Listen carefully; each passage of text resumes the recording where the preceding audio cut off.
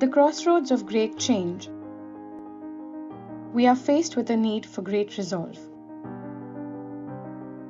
To challenge the challenging, to build a resilient world for tomorrow.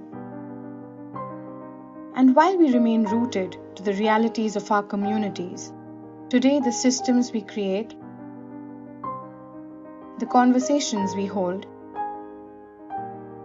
actively question these realities and make space for change. Because for 1 billion Indians to thrive, we must relook at our realities as fluid, our potential for change as flexible and interconnected.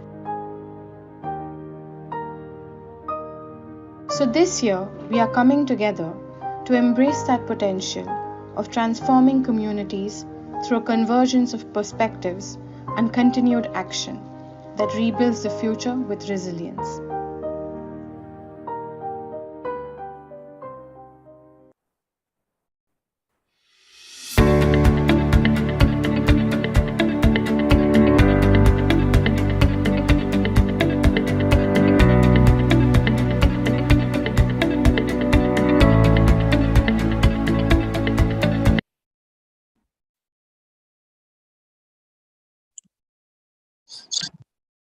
Hello, everyone, and welcome to the 30th edition of Dasra Philanthropy Week. While the last decade has given us great reason to celebrate our economic progress, the devastating pandemic has forced us to confront our current reality. There are two stark realities, one of them becoming one of the world's fastest growing major economies called India, and the other called Bharat, where 400 million realities have become the largest number of extreme poor globally.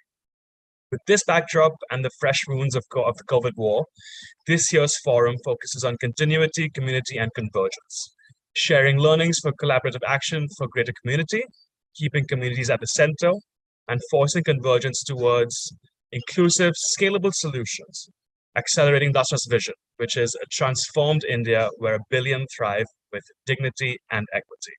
With you today, Dasra celebrates its 22 years of pioneering an approach to shaping collaborative philanthropy, which has new players, tremendous innovation, and changing landscapes.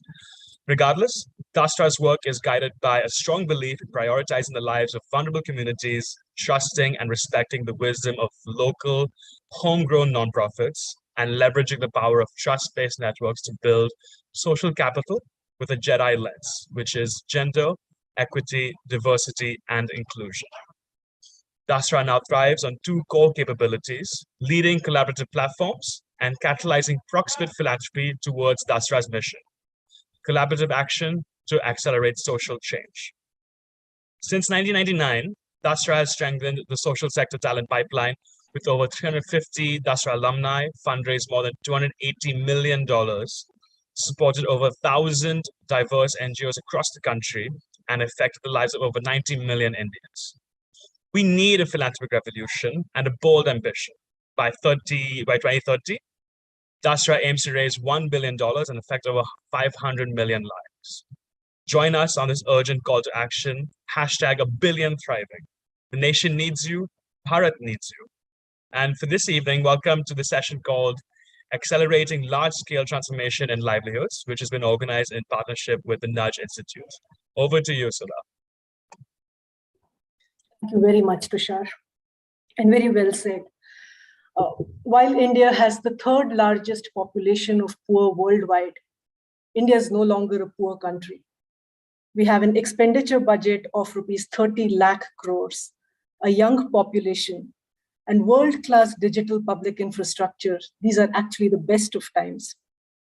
But on the other hand, falling jobs as percentage of increase in GDP, which is largely jobless growth, imminent large-scale displacement of the workforce, and increasing inequality are also signals of a livelihood crisis that needs to be dealt with urgency. I'm Sudha Srinivasan. I lead the Center for Social Innovation at the Nudge Institute, a development action institute working towards a vision that I'm sure everyone in this room shares today, of a poverty-free India during our lifetime. The Nudge Forum is a convening of all stakeholders in building resilient livelihoods for all. And we're delighted to be hosting this discussion at Dasra Philanthropy Week. India has seen disproportionate socio-economic change happen in the past, right? We have witnessed big turnarounds in just a few years' time, whether it's the white revolution or the microfinance revolution, or digital identity unleashing a slew of innovations that have transformed lives for every Indian. What does it take to create large-scale social transformation with generational impact in relatively short periods of time? This panel will help to unpack the bottlenecks in land, labor, capital, and most importantly, innovation to find answers to this critical question. We have an amazing panel today, eminent individuals that have a very wide spectrum of thoughtfully built perspectives on this topic. My pleasure to introduce Mr. Arun Maira, former member of the Planning Commission and former chairman of Boston Consulting Group. Arun is a thought leader on social and economic development and transformational change in leadership. He is the author of several books, including Shaping the Future, Aspirational Leadership in India and Beyond, Redesigning an Airplane While Flying, Reforming Institutions and Transforming Capitalism, Improving the World for Everyone. His most recent book is Listening for Well-Being, Conversations with People Not Like Us. Each one of these themes has a place in today's conversation, and I'm very excited for what is to come. Also with us is Manish Sabharwal, chairman of Teamly Services, one of India's largest employers. Manish has served as member of the Central Advisory Board of Education, member of the Advisory Board for the Comptroller and Auditor General of India, and is a governing member of the National Council of Applied Economic Research. He's also served as independent director on the board of Reserve Bank of India. Manish, through the pandemic, your blogs and podcasts have pushed us to take innovation and financialization of the economy to the next level in order to increase average incomes and alleviate poverty. Very eager to hear your thoughts today.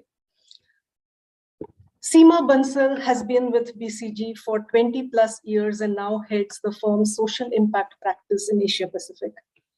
Much of Seema's work is in partnership with central and state level governments, foundations, development sector organizations, and nonprofits.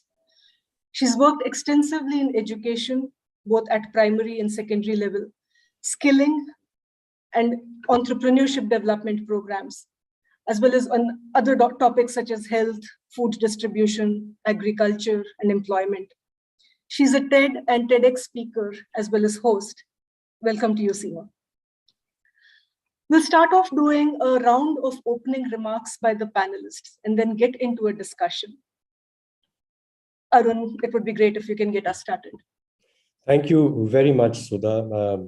The description of the situation we India are in the context of actually the situation the world is in, and the ambition of Nudge and Dasra to guide the world in accelerating large-scale transformations really is one that I would like to engage with, and thank you for inviting me. I'm delighted also that the other two people that you invited into the discussion, one, Manish Sabharwal, and Manish always keeps me on my toes intellectually. He will, poke holes into my ways of thinking, which then makes me think again and look for, further evidence. So Manish, it's lovely to be with you again. And Seema, who I respect greatly and I've known very well, and recently wasn't able to, be with her enough because she's so busy. So it's lovely to be with you too. So thank you, Sudha, and great to be with you, Manish and Seema. The subject is accelerating large-scale social transformations for the sake of what?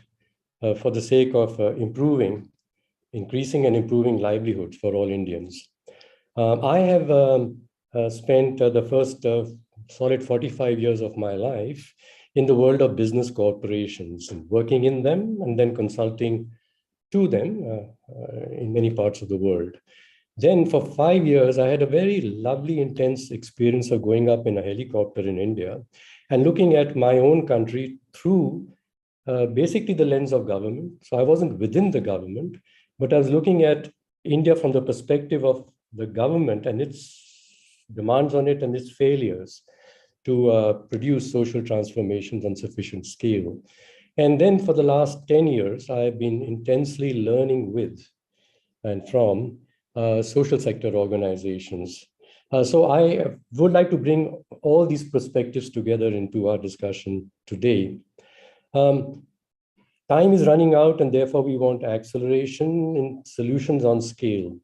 You know, I learned when I was with the government of India, and we're looking at the performance of our government with comparing to other governments, that actually the Indian government is amongst the world's best in delivering things on scale. The voting systems of this country, which gather the votes of hundreds of millions of people, are much larger than the voting systems of other next large democratic countries. Excuse me.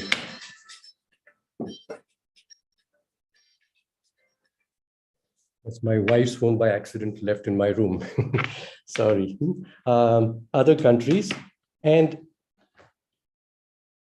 we do it under harder circumstances, logistically, and with the technologies that we've had all these years, better than the United States, for example. And so the government has been able to do that long, long ago. Then more recently, the Aadhar implementation across the country has, again, reminded the world that India can do things on a scale which no other country has been able to do so far. And it's using technology for the government delivering something the same, but everywhere standard, and it was implemented. And the third is with the vaccines. I think India's done a very good job in delivering and giving vaccines to people around the country, hundreds of millions. Sorry, I don't know. Someone can tell me how many billions of such doses have already been delivered and administered around the country. So the government of India doesn't have a problem of scaling certain types of solutions. And corporations are great at scaling the same type of solutions, which is delivering something standard in many places. Our retail companies, our FMCG companies have always been good at that. They've been able to reach their products to little villages in very small quantities all over this country. And coming now, we're using technology, which enables access to people on scale. I mentioned that, and of course, we've got the technology platforms, which enable, again, delivering things on scale. Let's come to the subject of livelihoods. Can you deliver livelihoods on scale? Well, I'm glad that on this discussion, we have Seema with her experience in education and skilling, and Manish with his long experience in skilling as well as in building enterprises. And there's a third subject which Sudha, I've spoken to you about, is the subject of climate change and environment, which is impacting the whole world and India too. And there too, large organizations and the G7 and the G20 and all are trying to find for the last so many years solutions on scale for getting climate change addressed faster, accelerating the change in the world so that we get ahead of the pace at which the climate is changing. And these three subjects, education, enterprises, and the environment, are all linked with livelihoods everywhere, and more so in our country, and have always been more so because of the impacts of progress on the environment have always been so. And what we have realized, and what we began to realize when I was at the government, that having each of these solved separately on large scales, whether it's education delivered around India on a large scale, or the formations of large scale enterprises, or also many small enterprises on scale around the country. And third is, of course, the solutions to climate all across the country on that scale. You can't treat them separately because the conditions of education affect the possibilities in enterprises, and the possibilities enterprises then give an impetus and the wherewithal for people's education. And then we come to enterprises affect the environment, and the environment affects the enterprises. And so it's a nice mix. It's a system And the solution of transformation has to be a transformation of the system solution. And that sort of solution has to be scaled. Social transformations are not, like I said, the delivery of solutions on scale through separate pipes, each of which is addressing a very important problem which has to be addressed. The SDGs are in this framework. We have described 17 chunks of problems which cover the gambit of the things we're talking about, public education, public health, economies, enterprises, informal enterprises, etc. And they do talk, of course, about the oceans and the water and the soil and forests.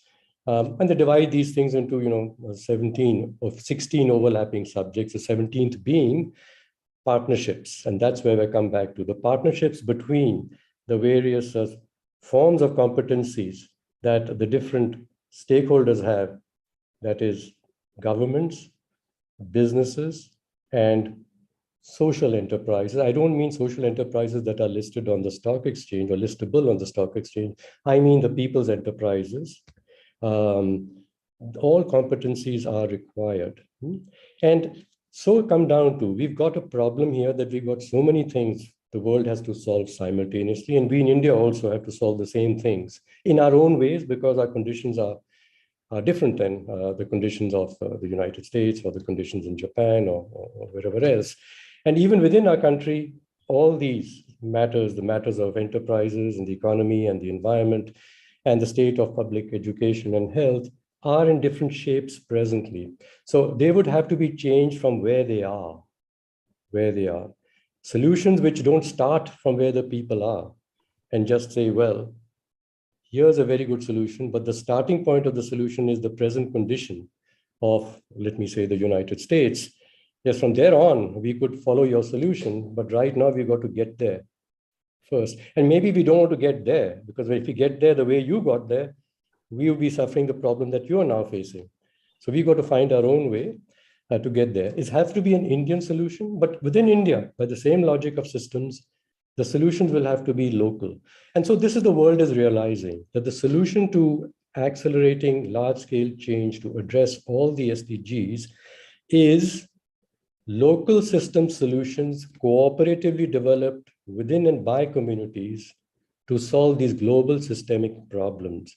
So the innovation that is required is the innovation in the way we are going about scaling up social transformations to enable people to earn livelihoods, wherein they will have to respect the environment around themselves and others in society around themselves too.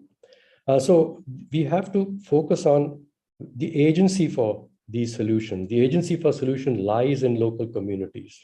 The agency for this solution doesn't lie with big corporations, nor with heads in central places in governments, nor certainly with experts in these subjects gathering together in climate change conferences and other, United Nations conferences on the separate subjects, education, health, and so on. So that is my opening thesis, if you will, that I'm looking for and have been finding great methods of communities building up their own resilience, their own agency, their own responsibility. And the question comes is, well, what is it that they are doing which others could learn from and they could learn together? And what is it that people outside ourselves who are not within any of those communities can do to enable communities everywhere to be more effective at producing the social transformations of their own situations, which then would help the world to solve its systemic problems. Thanks.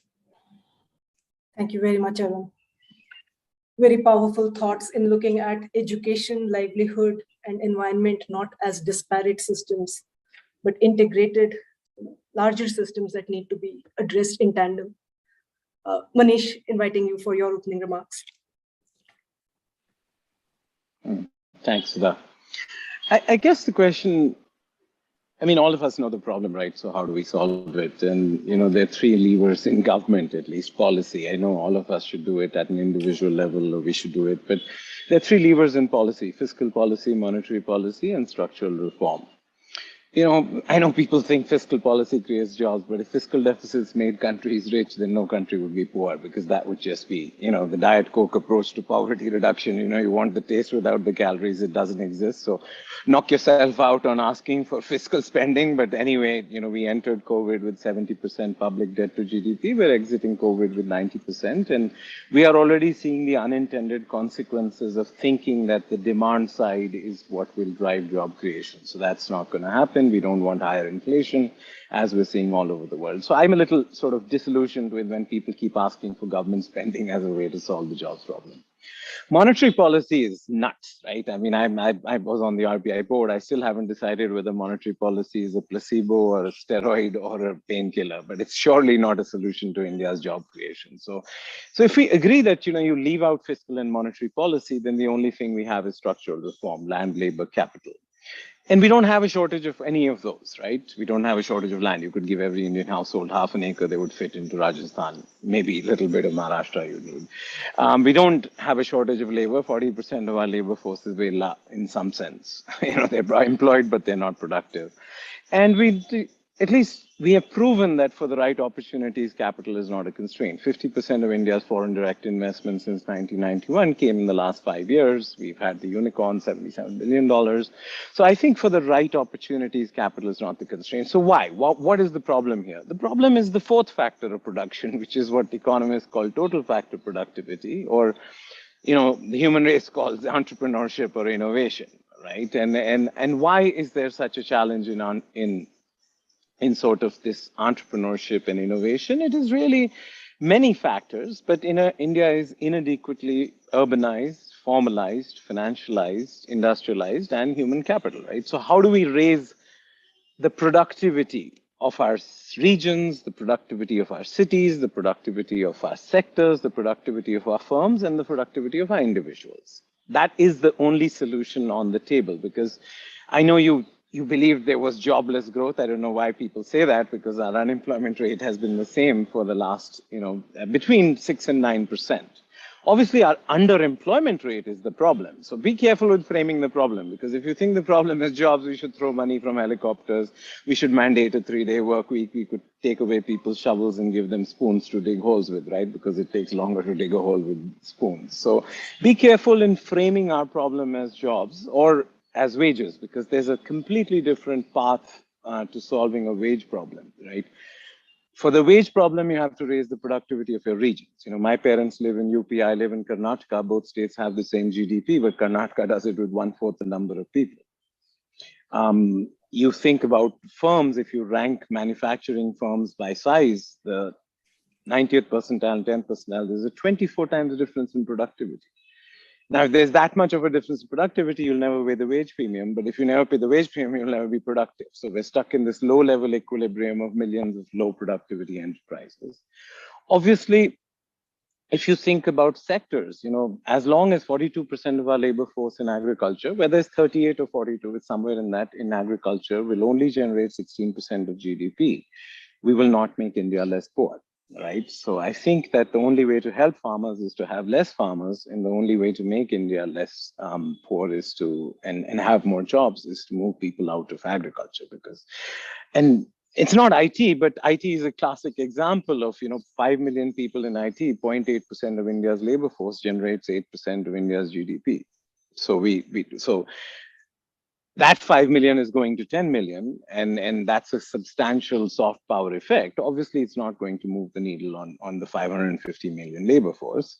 And obviously at the individuals, whether it's schooling, whether it's skilling, or whether it's higher education. So my view is quite simple. I think cultural explanations for poverty are at best the soft bigotry of low expectations, and at best they are racism.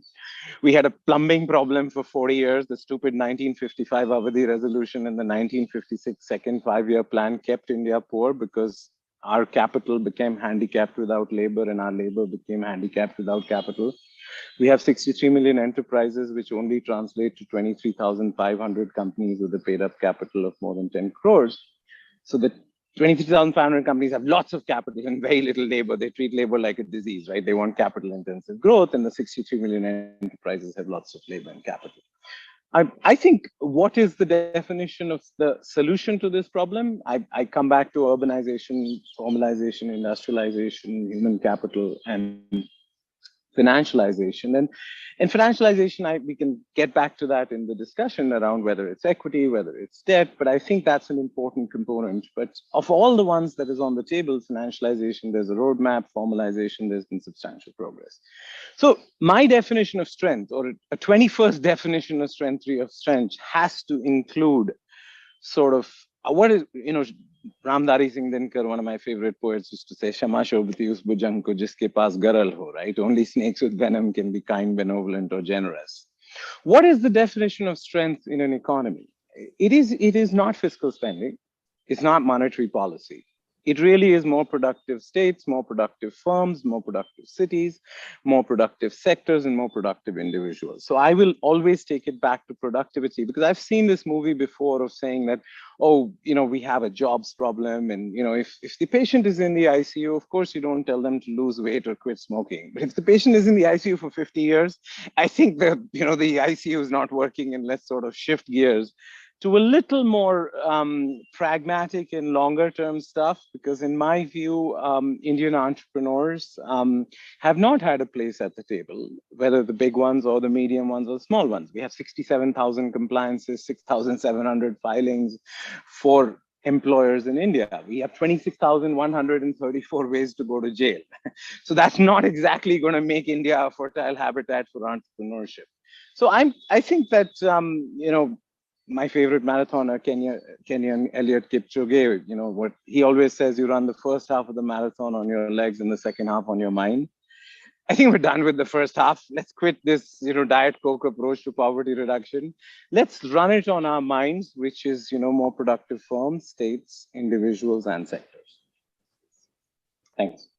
Thank you very much, Manish. And great segue to Seema's segment, considering much of your work has been with youth and entrepreneurs. Over to you, Seema. Yeah. No, thank you so much, Sudha. And, what a pleasure to follow Arun and Manish in this conversation. So I'm going to come from this, from a point of view of education, skilling, and some of the things that we're actually sort of seeing in those spaces. Just to lay out some, data to begin with, most people actually believe that, why is education and skilling even critical? If jobs are actually jobs, productivity, whatever we want to call it, they actually exist. If a job exists, someone will actually fill it. Why is education actually critical, right? Does education actually need to follow the economy? And I think there's enough data around the world to actually say that countries tend to, grow lesser by a rate of 1 to 2% of the GDP if skilling and education actually does not match what is the demand side on the other side, right? So either you have overskilled people who have high attrition, who have less satisfaction, or you have underskilled people, and hence companies just tend to fill lesser jobs, tend to grow slower. So I think that's just the base case of why education and skilling cannot be divorced from where the needs of a country are and where demand is.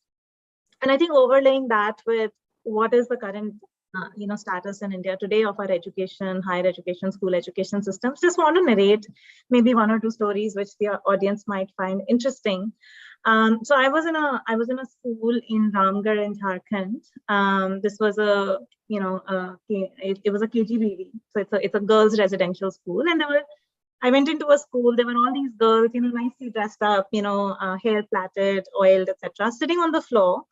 And actually watching a digital edtech screen, and all of them, just basically rote learning, tan 45 is equal to fun, sine 30 is equal to XYZ, etc. Right? And you're wondering why these girls sitting in Ramgarh on the floor are learning trigonometry at that point of time. And when they all finished and came out, I said, look, what were you learning? And all of them were like, oh, Didi, we don't know, but exam mein aayega. This is what we're actually going to be tested on. And you kind of wonder, right? Like, what is being taught in our schools today, and what is the relevance of that to the economy? Because if you ask these girls, what do they want to be? Many of them want to be, primary school teachers. Some of them want to be nurses. I think the really enterprising of them actually want to be a woman police officer, etc., right? And what is the value of what they're learning to that? And I think the other story I want to talk about is, I think 2 or 3 weeks ago, I went to this robotics factory in Greater Noida, an exceptional unit by any standard. They don't just assemble robots; they make robots from scratch in India, which is not very common. Most commonly people import sort of components from other countries like China and put them together. And we were looking at this because we were thinking about wanting to understand where do they recruit talent from. And the entrepreneur there, an IIT graduate, worked in Asian Paints for a long part of his life, said, I specifically don't want to recruit engineers. I specifically do not want to recruit engineers. Engineers who have actually been in college for 4 years have forgotten how to work with their hands. They are largely entitled and they want desk jobs and they don't actually want to work on the shop floor. And this was one of the best run shop floors that I had seen, high quality salaries, great benefits, reading rooms and, coffee shops for kids who are coming from ITIs and polytechnics and getting paid 18 to 20,000 rupees. I've very rarely seen a corporate organization which provides that kind of services to its employees, right? We very specifically said, I don't want to recruit engineers. So I think taking these two examples, one really has to question, right, what is being taught in our education systems, both in terms of school education as well as higher education, and how relevant is that to the economy. I think another statistic, if you look at Delhi, which is where I live, 50 to 60% of Delhi's higher education system today are BAs and BScs in varieties of courses, right? Whether it's math or literature, and one has to wonder what is the necessity of that larger pool of graduates and what is actually the right set, right? And on the other hand, Manish's, Team Lee's university included, but there are many now skills universities across the country which are sort of saying, look, what are the economies? What are the places where there are actually jobs, right? Is it digital? Is it digital design? Is it digital marketing? Is it financial services? Is it, healthcare post-COVID? And how do we actually think about creating capacities in these jobs of the future for which our historical education system has actually never trained? Yeah, I think we have to recognize that 2/3 of Indian students don't actually ever make it to college. And hence, what should higher education look like in school itself? What should secondary education look like? How many kids really need to be learning trigonometry versus how many kids need to be learning other things, entrepreneurship, learning, self-confidence, learning communication, learning problem solving, critical thinking, right? What are those skills? I think that needs to be thought through. And similarly, as we think about our higher education capacity, right? Where should that go? How does it keep step in, with industry actually fully needs to be thought through. Some very interesting examples of this happening across the country, but I think it's still too little and too slow. And I think from the perspective that I come from, which is really that of education, I think it's very critical to make sure that education, both in terms of technical skills, as well as, soft skills, as well as, just personality skills, behavioral skills, matches what the economy demands and what the country demands. And that's some of the effort from that side. I'll just pause there and, hand over back to you. Thank you, Seema. What you've wondered about trigonometry and the girls in Rajgarh, I have wondered about myself. Why did I spend my best years of life learning calculus and trigonometry? But then you also see the objective of education being to enable access to opportunities, right? And that access, we hope, is equally available to girls anywhere in the world, anywhere in the country. Let me start with the question segment with Manish. A lot of what you said resonated deeply. Your push for urbanization, formalization, and in that spectrum between formal and informal work, in recent years, we've seen gig work, right? On one hand, platform workers are accessing opportunities in the formal sector that offer higher income, opportunities that did not exist before and they did not have access to before. But on the other hand, it has come with a disproportionate share of risk, long hours under difficult conditions, searching for work. Also, as independent contractors, they're almost singularly bearing several costs of doing business, including the capital costs, without any legal claims to social security and benefits. BCG, in fact, had a recent report that you did with Michael and Susan Dell Foundation, which states that the gig economy can service up to 90 million jobs in India's non-farm economy alone. Right? So it's actually the answer to the question, where are the new jobs coming from? Translates to nearly 250 billion in volume of work and can contribute incrementally to up to 1.5% of GDP. I think those are the numbers. But you have to do this right? And Susan's earlier comment on doing it with dignity, with agency to the communities, etc. How do we strike this balance between servicing the needs of the economy and the country at large without disproportionately penalizing those who just don't have better options?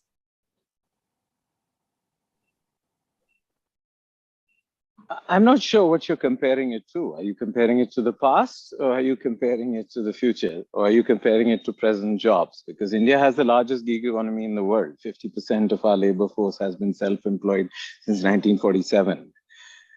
That's not self-employment, that's self-exploitation.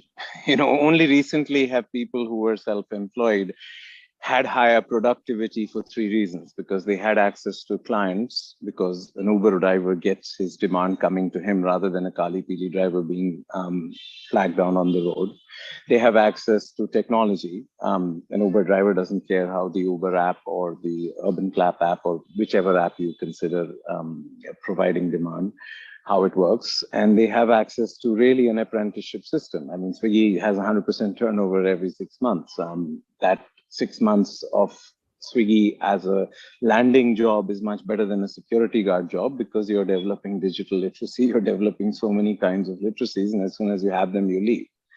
So I don't know which romantic nostalgia of the 50s there was Social Security. Social Security, the last thing Angela Merkel said before she retired was, Europe is 8% of the world's population, 25% of the world's GDP, and 50% of the world's social spending. And that is absolutely unsustainable. So I don't know how to pay for Social Security. If some of you have figured out how to do it, I'd love to hear about it. But there is no pocket of fiscal spending from somewhere else where you can go and get it. Government debt to GDP is 100%. So don't expect the government to borrow money. I don't think, taxpayer funded. So if we were to give half our per capita GDP to the 26% of people who lived under poverty, we'd wipe out tax receipts. And so let's just be practical here, that we already have the highest Haathwali versus Chittiwali salary confiscation in the world. It's a 42% difference between your gross salary and your net salary for the formal sector. I am among the largest payers of Provident Fund and ESI in the country. And every time I go to a job fair and give somebody an appointment letter with 25,000, 30,000, he says, Haathwali salary, Chittiwali salary. Chittiwali chodo bhai, Haathwali batao, and that is 42%, the difference for anybody with below 25,000. So don't think employer payroll deduction is some magical formula. Don't think. So I just think that the current gig economy is a new form of self-employment. Let's call it productive self-employment or formal self-employment. It has an apprenticeship effect. It has an access to technology effect, and it has an access to demand effect. And I think that's what makes them more productive. And once they get more productive and develop the skills, they are moving on. Most of these places, the biggest struggle in all gig platforms is retaining the person for more than 3 months or 6 months or 9 months. Now, you can say they're leaving because they've been exploited, or you can say they're leaving because now they have the skills which they can get better opportunities. My experience is that they are all leaving because now they are skilled, they have digital literacy, or they have some other form. So I don't think the gig economy is some problem right now. And I don't think you can expect, Social Security as a concept is quite interesting and quaint. The only Social Security India can afford is job creation and skill development and education. If we do that, let's focus on that, because otherwise, if you go down this rabbit hole of taxpayer funded Social Security, I've got lots of things the government should spend money on. If you go down employer funded Social Security, say employer deducted Social Security. I mean, you can't have more than 42% payroll deduction than we already have, so you can't go down that rabbit hole. Individual savings of, say, NPS or 401k programs, they're already in existence. We've seen their adoption. You could use some behavioral finance nudges to increase their adoption. But so I would just appreciate when we talk about Social Security, we think about how to pay for it in a world where life expectancy is much longer. See, Bismarck, the German chancellor, invented Social Security. He promised to pay people at 50 when life expectancy was 31. So he was like a great politician who never planned to keep his promise. Now Germany's life expectancy is 68, and obviously they have raised retirement ages from 60 to 65 to 67. And I think Angela Merkel is not wrong, and she knows more about the German system than I do, at least. And she says that Germany's Social Security system is unsustainable. It's stealing from our grandchildren, were the exact words. And so if Jonas Sachs, who was the inventor of the polio vaccine, he used to say the most important question to ask yourself is, are you being a good ancestor? And I think people who propagate Social Security at the expense of future generations need to be a little careful, because we are really leaving behind, we're doing current consumption by stealing from our grandchildren. Or now we're reaching great grandchildren in some countries, and I'm not sure that's a good idea. So I think gig workers, Social Security are independent concepts. You should compare current gig workers to productive self-employment rather than the exploitive self-employment of the past. And Social Security as a society, let's debate what it means, and let's debate how to pay for it. And what the answers might be at different levels of economic strata. It's probably not one answer that services all. Arun, do you want to come in on this? I know that. Yes, thoughts. As I said, Manish always, he's very eloquent and he's very well read. And he's very straightforward. So he always stirs me to think. And he put something very well to the start, and that put me in, let me say, the right frame. He said we must frame problems correctly. And he said, framing the problem as India's got underemployment is wrong. You framed it correctly, that we have a livelihoods problem, and Manish confirmed that that's what we should be thinking about. It is indeed Einstein who said that, if you try to solve the big intractable problems that you're facing with the same type of thinking that you've used all this time, it is madness. In fact, he says madness because that type of thinking might have created the problems that you're now trying to solve. You can't make the problems go away. They are the reality. What you can change is your basic fundamental scientific way of thinking, Einstein. So let me say that this total factor productivity, which Manish has brought up again and has before, and I have been delving into what is total factor productivity? What is it a tool for? What is it a tool that one is using to assess things? It's a tool to assess things. What are you trying to assess? You're trying to assess the ratio between something which you use as an input and the output that you get out of it. So that is the productivity of the use of that resource or that asset. So in this case, we are talking about creation of more, let me call them jobs, if you will, but livelihoods in the economy.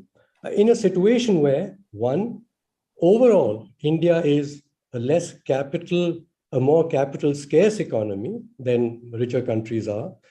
And India is a more livelihood starved economy. And by livelihood, we don't mean, people, as he said, who are underemployed. We want people to be feeling, they may choose to work less hours, but that they should be getting adequate income for what they need to do and earning it with dignity. So that is livelihoods.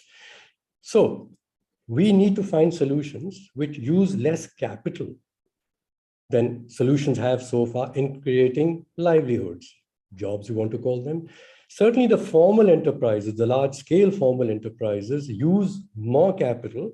They have easier access to it. Markets will read them more easily, lend to them feeling it's more secure than they would to informal, because the form you can't read and you don't know what you're lending to and how you would recover it from there. So large enterprises everywhere in the world use more capital to produce less employment within the corporation. So the productivity of the large corporation, if it's measured by the number of people it employs and the output that it produces, and also perhaps the profit that it produces, the people who are produced or are part of the production of that large profit, what do they get out of it?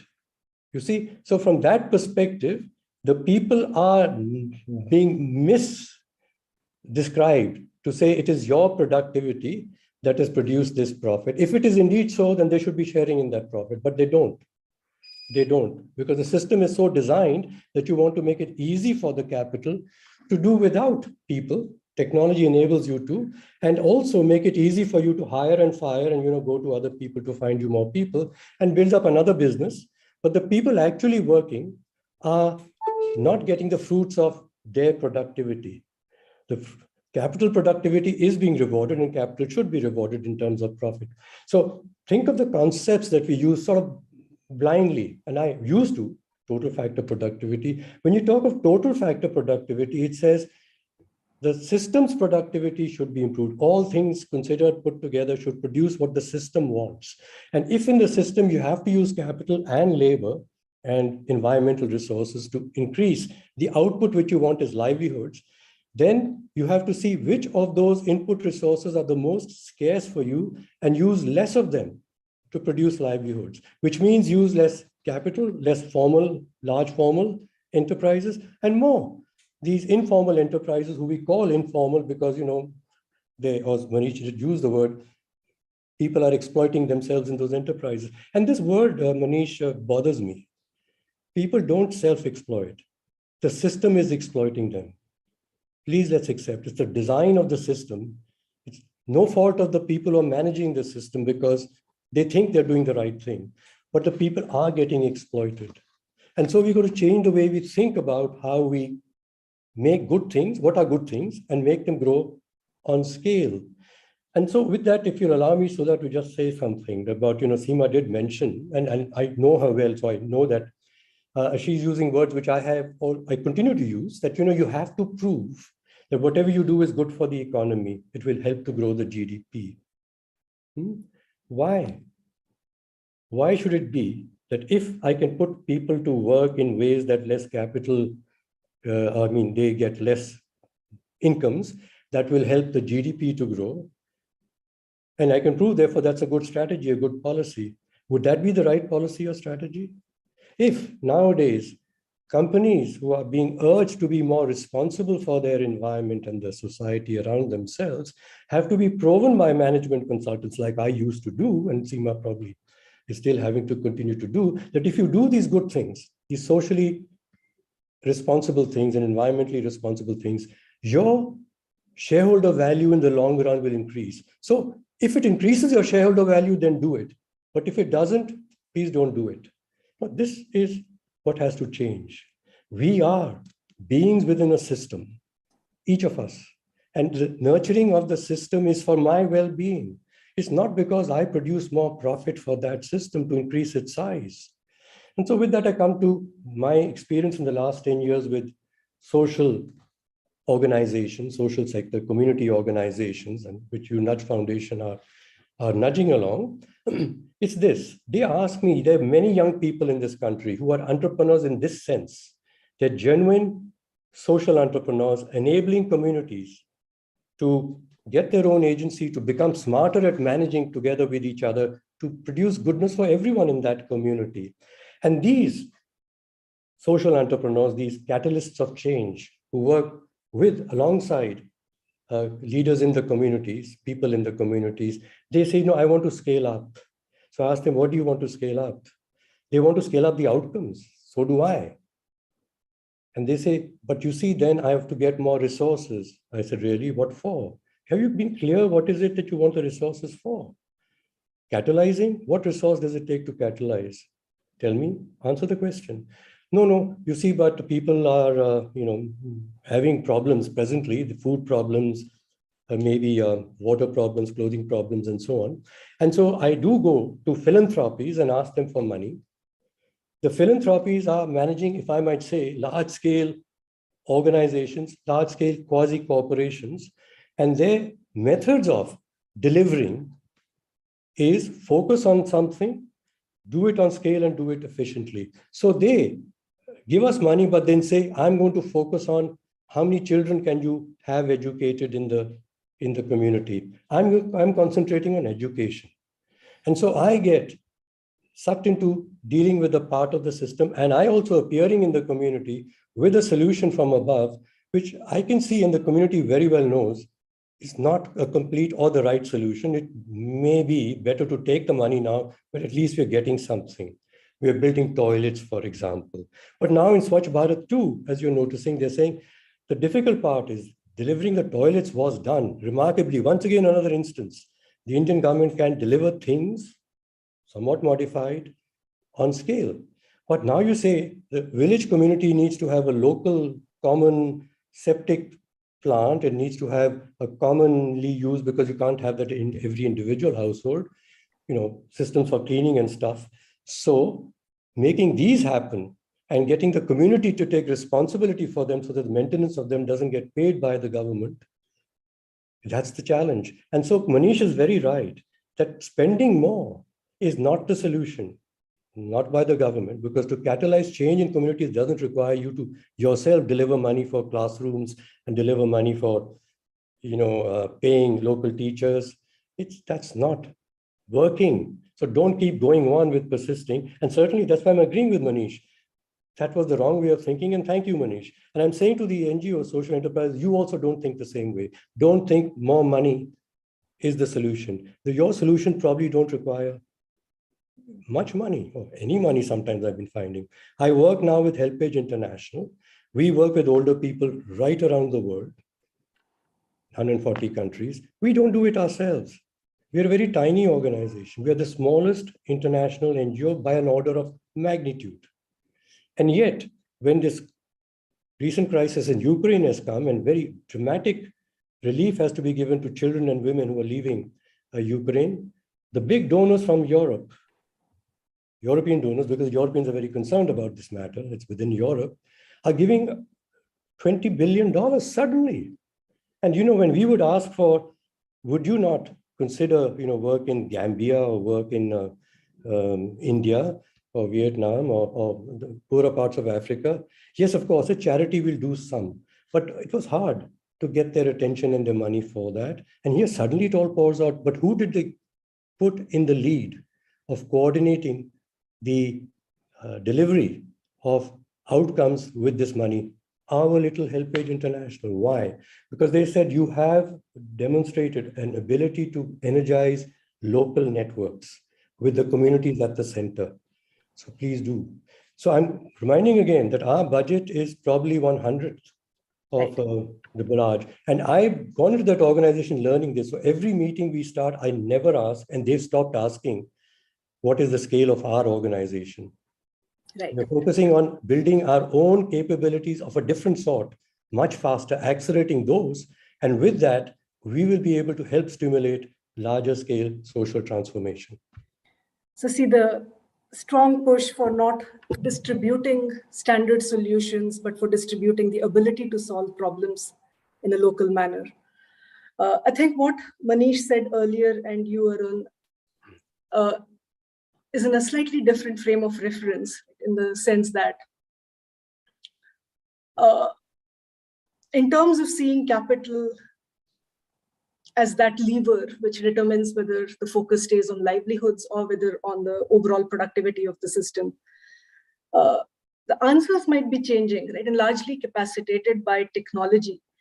A lot of opportunities for high-end wage earners, right, for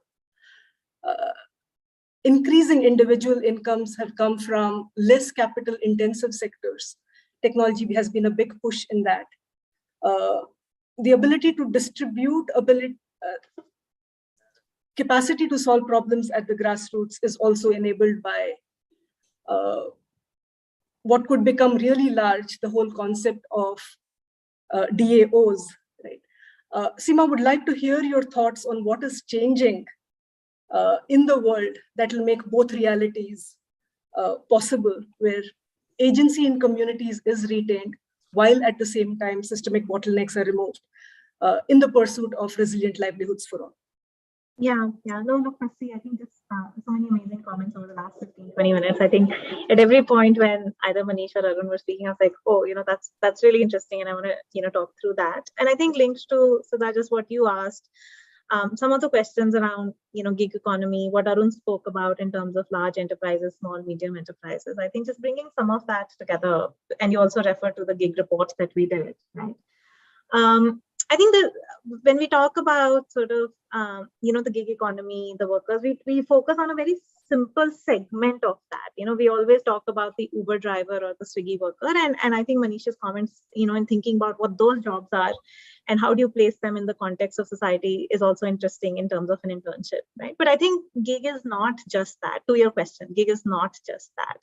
Some of the work that we did looked at the entire MSME segment. And if you break that down, what you find is that India genuinely has a missing middle in the MSME segment. So we have a lot of micro enterprises. We have a lot of, mini enterprises. And then we have within the MSME segment, a small set of, large enterprises. But the growth path from the bottom to the middle and higher is, actually doesn't exist. So the pyramid actually shrinks and then kind of becomes broader in some ways, not exactly in terms of numbers, but in some ways, right? And one of the things that we actually found was that while access to capital is one of the roadblocks for growth, but the actual access to growth is also lack of talent, lack of just-in-time talent, lack of people when you need people.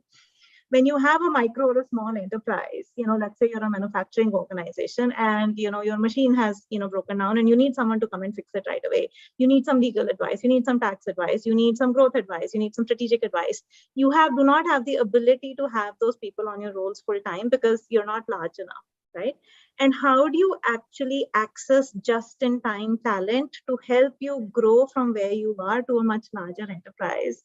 And where does potentially the answer of that, for that actually come from? And, can we, and whether you want to call it freelancing or you want to call it gig, I think thinking about the huge potential of gig in that segment also, and not just always thinking about the Uber drivers and the Amazon delivery persons, I think it is very, very critical. And I think, like you said, with technology platforms, becoming far more available, leveraging the population, which actually doesn't necessarily have the ability to move, to, go out and work all the time, thinking about the potential of women, to actually join the workforce and increasing, women labor participation. I think when you bring all of those together, there are certain elements of gig economy which can truly be hugely empowering from an employment perspective, from a growth perspective, and hence from a GDP enhancement perspective. And I think given where we sit in terms of technology and many of those things, I think there's a huge amount of possibility and potential there. So I think I just wanted to leave that. Maybe it partly answers your question, but partly kind of goes back to how should we think about gig and what are the possibilities of gig and around gig. Yeah. So just continuing on that thought, particularly your remarks on gender.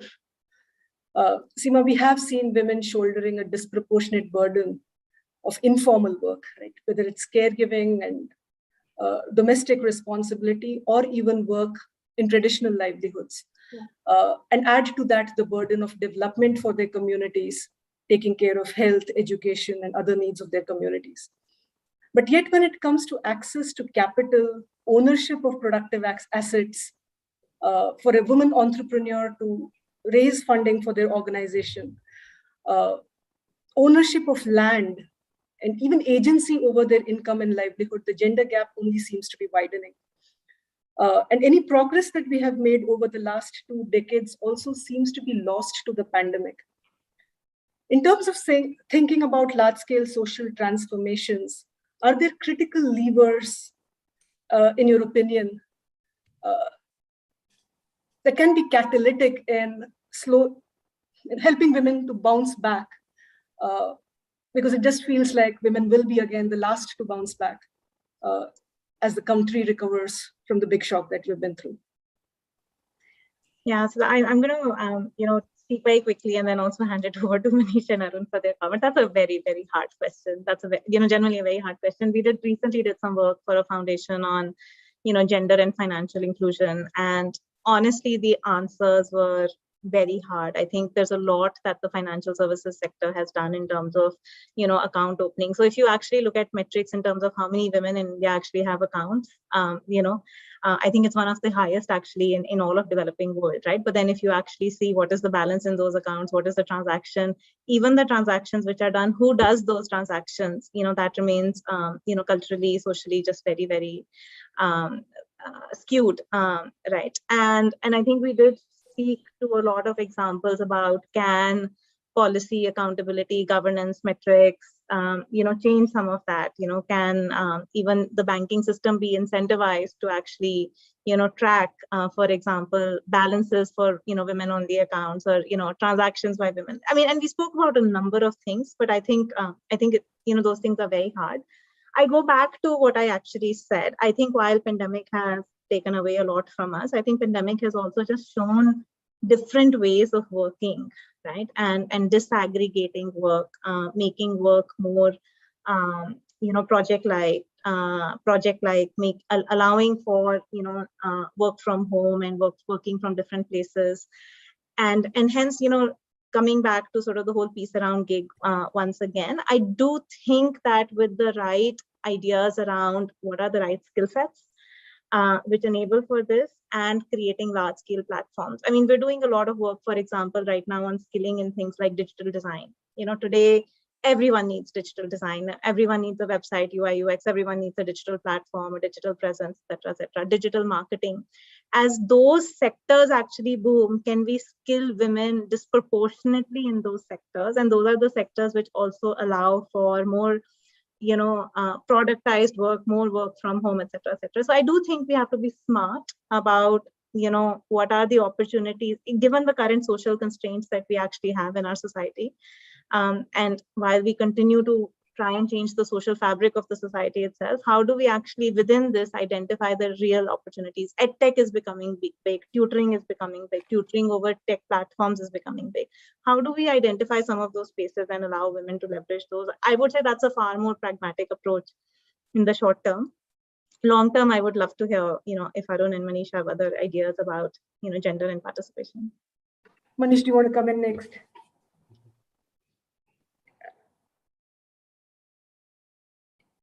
You're on mute.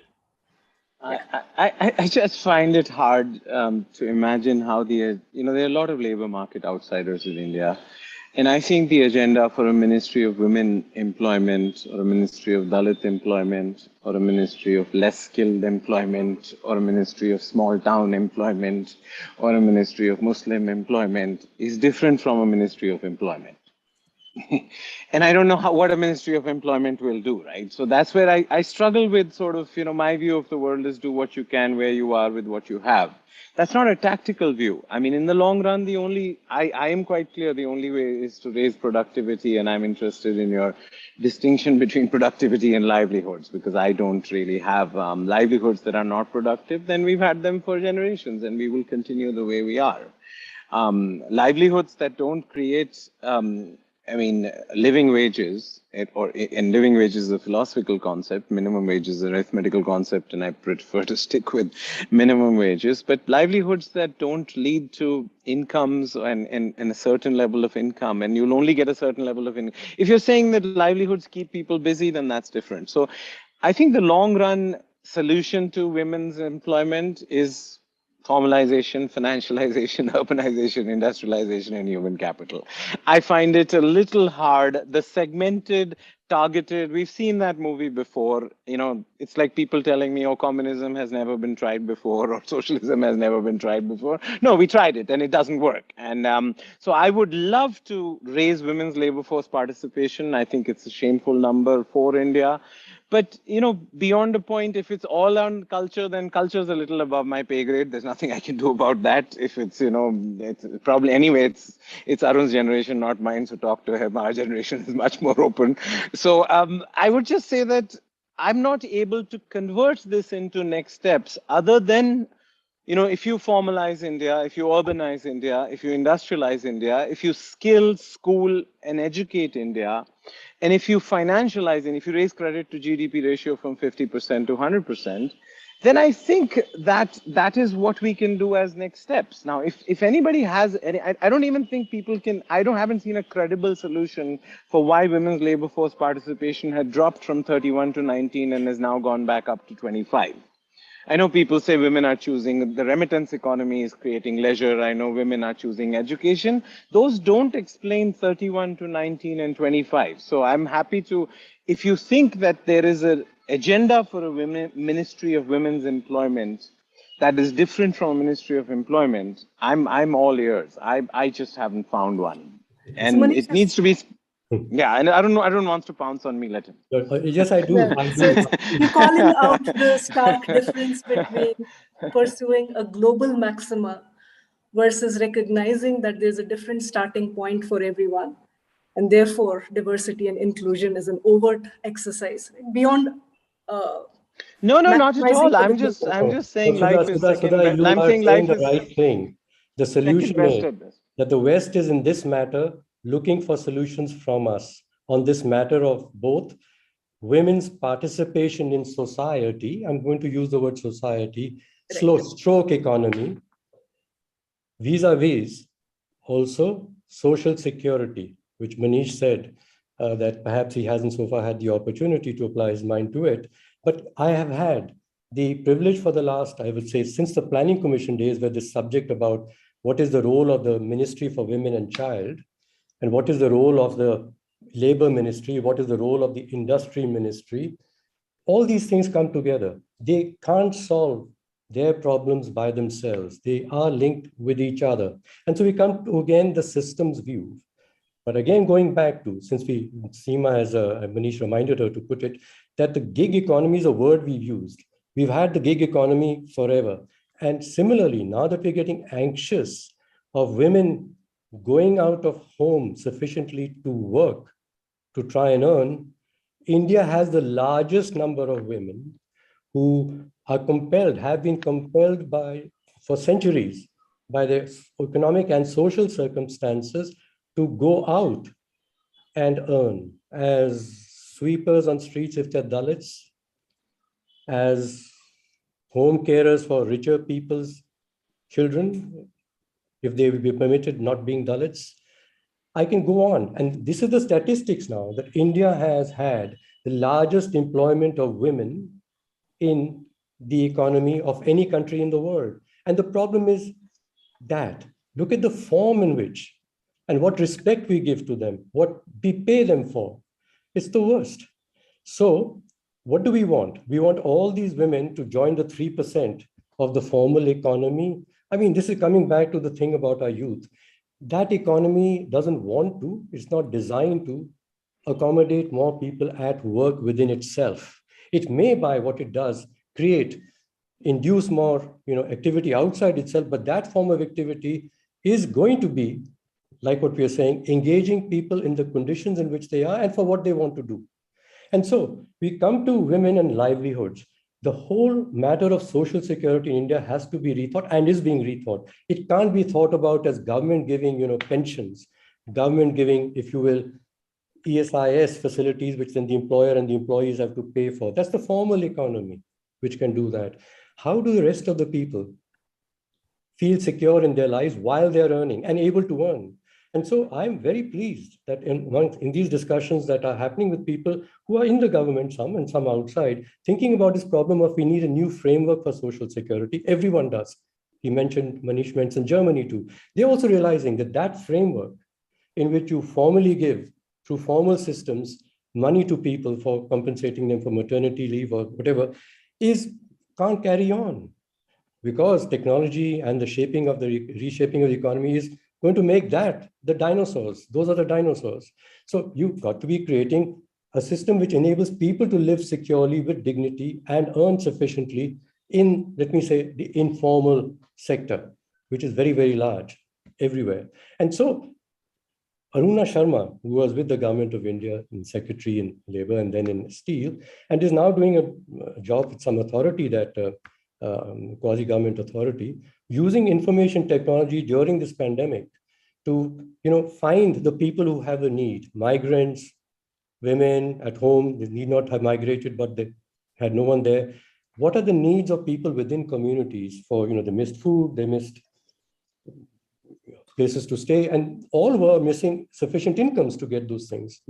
And so the mapping of these people using technology is like Aadhar, but this way it's a little more different because you're having to capture information about people, which in Aadhar you said very clearly, you give me your name, place of birth, and your address, specific, do it. Here you got to listen to the people. What is it that they need? What is it they're missing? Why do they find it difficult to get it? And so getting this data ground up is terrific. And I love what she said in a concluding discussion we had just the day before yesterday on this matter of social security with some lead thinkers on this subject in the country. And she's finished by saying, look, because she was the only woman talking, there were 3 of us men, and the other 2 have been in government, and one is a great expert in labor and social security. She said, please, this idea that you need a central database about this matter, and with that database, you're going to find solutions for the people is just wrong.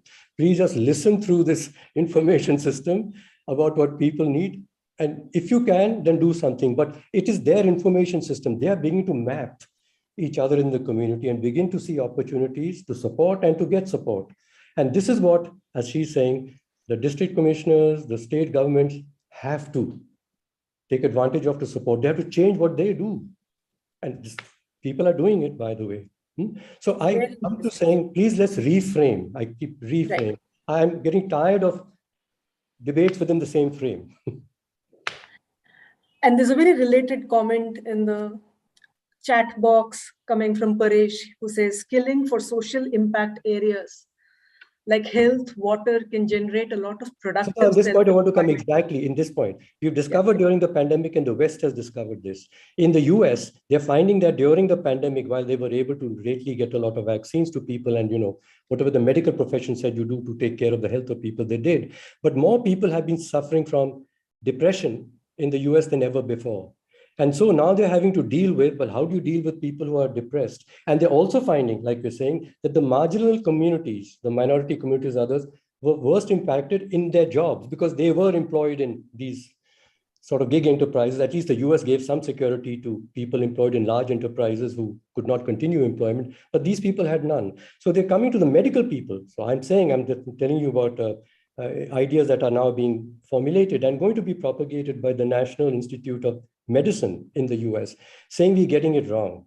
We have to look at caregiving as not a profession for money necessarily, but caregiving as a skill and an art. And mothers were natural caregivers, but we never valued. Until they went out, left their children or didn't have children and went to work, she was not valuable. She wasn't admired. If she was a great builder of other young people with great values and encouraging them to go get the skills that they need, boys or girls, what value do you give to her? Labor? Nothing. So she is a burden on the economy. On the contrary, without her and people like her, our society and the economy could not function. So what should money be used for as a metric? What sort of work, what sort of dignity comes with not having money, but doing things which society values very greatly? We have to reframe this.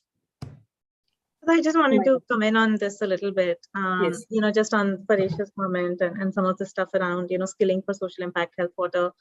Right. I do think while urbanization, is a given, I do think that there is a huge amount of scope to actually think about thriving rural economies also in India, just genuinely.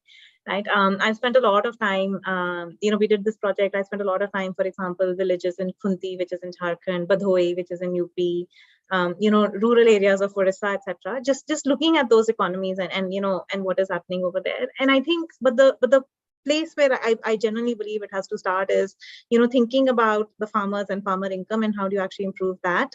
And there are some very practical things. I'll give you an example in Khunti, right? Khunti has a lot of livestock population. However, for example, all of the posts which are government posts, and there are only like 7 or 8 for veterinarian doctors and nurses are actually vacant, right? If you actually fill those posts, the livestock productivity will actually increase significantly. Employment, income for farmers will actually increase significantly. And that's just one example. If you then also make sure that the FPOs exist, and you guys do a lot of work in this whole place, right? Like, et cetera, et cetera. that starts to, one, create very different types of job in rural areas, which are allied to agri, but not exactly working on the farm, which maybe are a little bit more aspirational for some of our youth and so on and so forth. But then also the income that it starts creating automatically brings in more need for, ability to spend on healthcare, education, and other consumption, right? And how do you actually create an economy right there, which is far more progressive, by starting to, put in 1 or 2, 3 critical levers? And like Arun says, like if you draw the systems diagram, what are the 2 or 3 really important things? And what we realized, to add to what Arun said, was that some of these decisions, while maybe the thinking or the thinking framework can be a little bit top down, the decision making really genuinely has to be localized.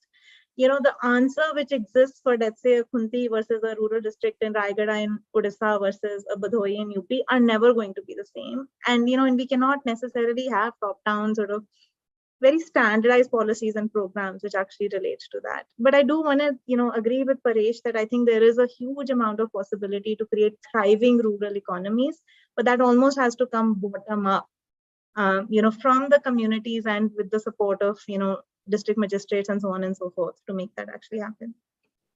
Awesome.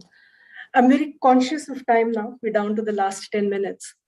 Manish has already stated his response to the question, so I'll kind of go to Seema and Arun respectively in that order to respond to, in this model for agency in communities resulting in the large-scale transformation we are hoping for, and specifically in creating resilient livelihoods with the objective of ending poverty in our lifetime. What do you think is the structural barrier number 1 that needs to be addressed with urgency? Why hasn't it happened already? And to Manish, I would ask to come in the end to share, through the financialization, productivity approach that you have advocated quite powerfully, how do you make sure it doesn't hit the limits of environmental sustainability? Because these are linear systems on a circular planet, right? So at some point, you start to hit environmental and ecological limits. Would like to hear your thoughts on how you propose we proactively address that. Seema, starting with you. I think the idea of agency in communities, I think more broadly is just about trust. I think our systems are not built for, trusting decentralized sort of decision making in any way whatsoever. So whenever we do work in any system, I think there is a desire for control. There's a desire for controlling policy. There's a desire for controlling funding. There's a desire for controlling decision making. There's a desire to do things top down. And of course, that comes from some historical context. I think we set up the whole Panchayati Raj institution necessarily for actually, taking decision making to a very different level. But, to what extent has that actually necessarily worked out? So I do think that at every level, we need to be able to decentralize trust, right? And hold trust in a very different way. And I think if we, and realizing that, look, some mistakes will be made, but what you compare it to not is, are we achieving the 100%? But where are we today? If we're at 40%, does decentralizing trust take us to 60 or 70%? Does decentralized agency take us to 60 or 70%? Versus comparing it to, now out of the 100, there's 30 people who are still doing something which doesn't necessarily make sense for us. So I think that's what it is. If you talk about, agency and communities, in my view. Thanks, Seema. Arun? Yes, we are talking, and Seema, I always love following her because she says something that I was wanting to find words to say. She says it's about trust. And trusting whom? The people at the bottom should also trust that the government is working in their interest, and also that they trust that it knows what their interests are, and also knows how to resolve their needs effectively. They've lost faith in the last one, that governments everywhere in the world, is Europe or America, that the governments don't function to deliver what we really want. And so why are governments not delivering what people really want? 2 things. One is they're not listening sufficiently to the people. They're getting data sets. And then based on data sets, they formulate, good scientific solutions. And then I'm saying again, the other reason that the people should not, and they don't articulate it, haven't been able to, but I'm doing so, to say your frame of thinking of the problem is not what it should be. You're top down, as Seema said. it's about our agency. So if the solution is that we must be made responsible and not begging to you for solutions, which we are realizing you can't give you less money, money's running out for governments, or maybe your thinking needs to change. It's very hard to change your thinking, just like it's hard to change our culture. But the solution is us. And so how do we build trust with you? That is, you got to listen to us first, because the trust deficit at the moment is mostly the other way. People don't trust governments everywhere, nor do they trust big corporations everywhere. The people who deliver on scale, they are not trusted by governments because they would say, oh, they might rise up in some sort of communist-like or socialist-like uprising, and that would be very difficult to handle because that frame of thinking is different to our frame of thinking. But the more important trust is within the community. The different people who have different histories, different capabilities must learn to live with each other, trust each other, become a bonded community,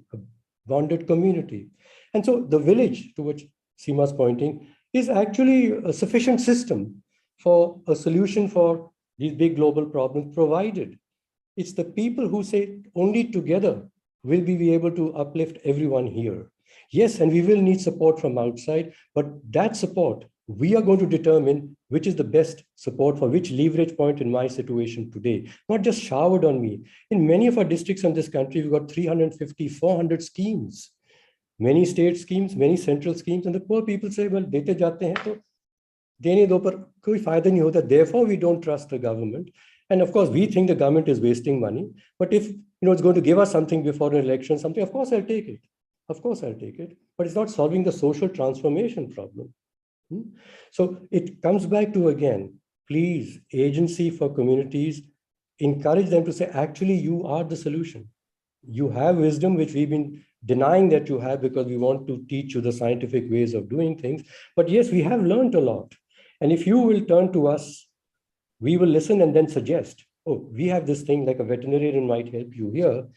But you don't just plant veterinarians everywhere. We've done that before, Seema, as you know, and that's why it deteriorated, because no one cared about it. The government also felt it was useless.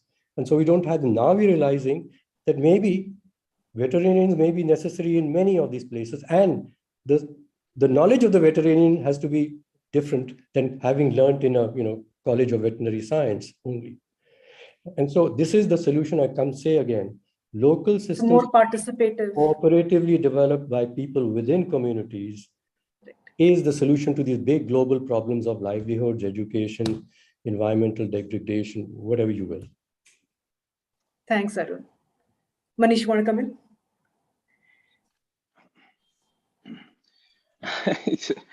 I wish everybody had a part-time job which was well-paid, which was intellectually stimulating, which gave social security, which was in a rural area and had no environmental footprint.